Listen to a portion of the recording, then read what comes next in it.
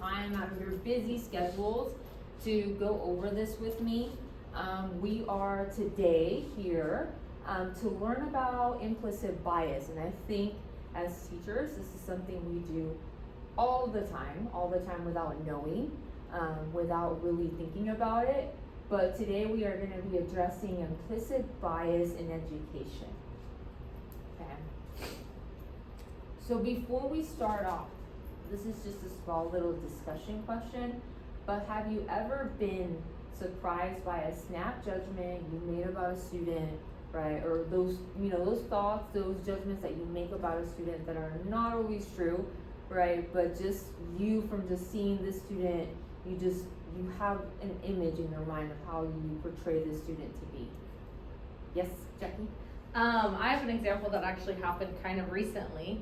I used to see this kid around campus that was always playing his music really loud while walking around, has his pants dang near around his ankles, and he's walking around with some sort of like swag or whatever, however you want to describe it.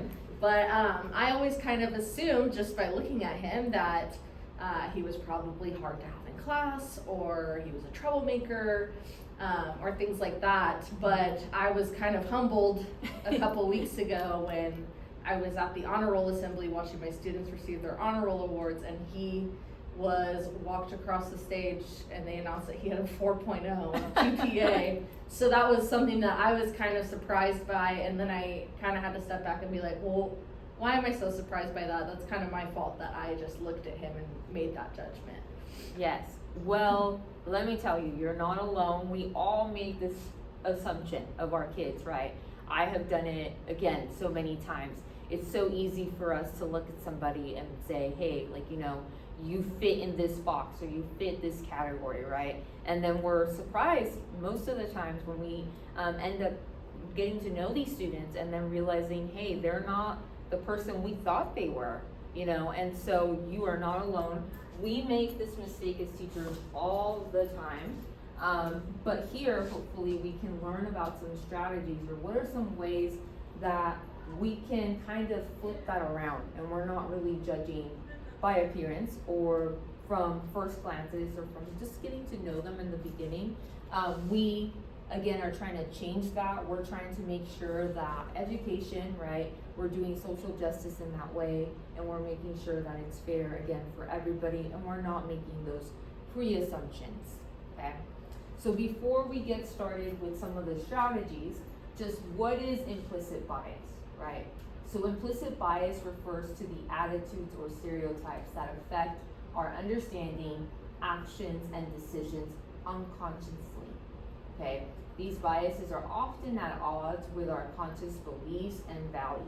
So like you said about that student, those kind of thoughts that just come in right away, just from you visually seeing the student, you could already categorize him and see, okay, you're this type of student, or you're fitting into this type of role, right?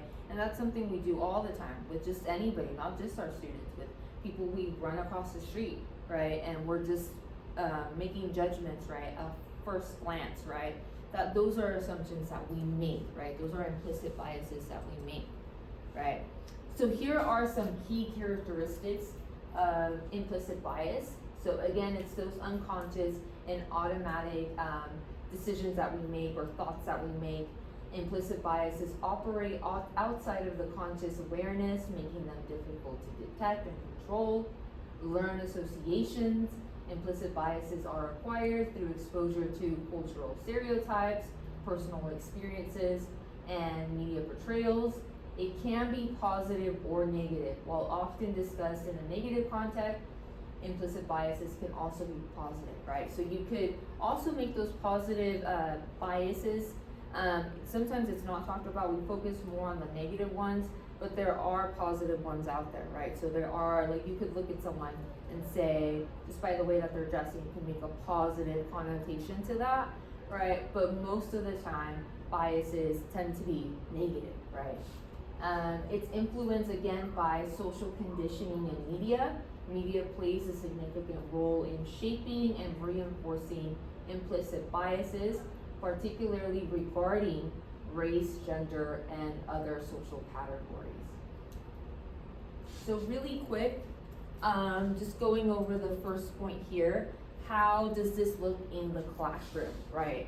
So teacher expectations. Teachers' implicit biases can influence their perceptions of students' abilities and potential, leading to differential treatment and lower expectations, particularly for students from marginalized